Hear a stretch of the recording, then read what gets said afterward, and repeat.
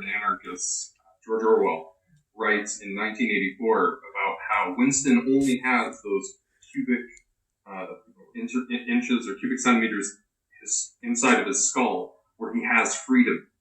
And I can't help but relate that to what you're talking about with this internal language that's within us that's inaccessible. Is there a way that challenges systems of power, as it did in 1984? Do you notice that when you look at history? Well, if you look now the only kind of evidence, we don't have any neurophysiological other empirical evidence for it, but there is the evidence of history and experience. That's the kind of evidence that Rousseau, Humboldt, others drew from. And I think you can make a case that humans have always been striving for freedom and resist constraints on their activity. Now, this can be suppressed, and there are very interesting cases of it.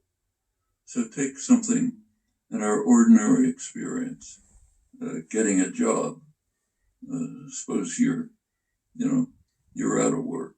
You don't have anything to eat. You look for a job. It's considered a wonderful thing to get a job. It wasn't always that way. You go back to the origins of the Industrial Revolution, mid-19th century. Take a look at the literature, the working class literature. There was a very rich working class literature. There was political discussions.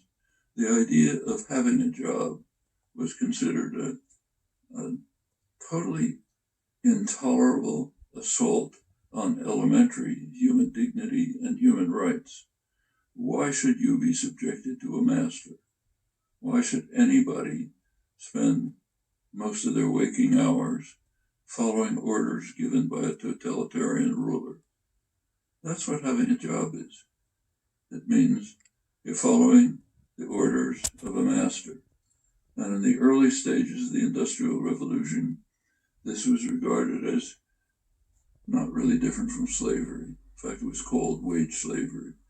It was different from slavery only in that it was temporary, till you could become a free, independent human being again. That was the slogan of the major working class organization, major one in American history, Knights of Labor. It was a slogan of the Republican Party. Abraham Lincoln's Republican Party held that to be subordinate to a master and under wage labor is intolerable, can't be tolerated. Now that's been beaten out of people's heads over 150 years, but I don't think it's far below the surface, and I think it can be elicited. And there are many other cases like that.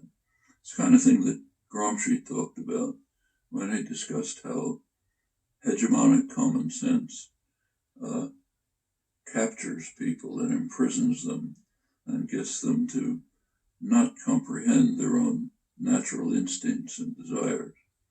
And this is for a revolutionary, the first step is try to unravel these kind of constraints on thinking that make us automatically obedient and subservient instead of asking, is that right?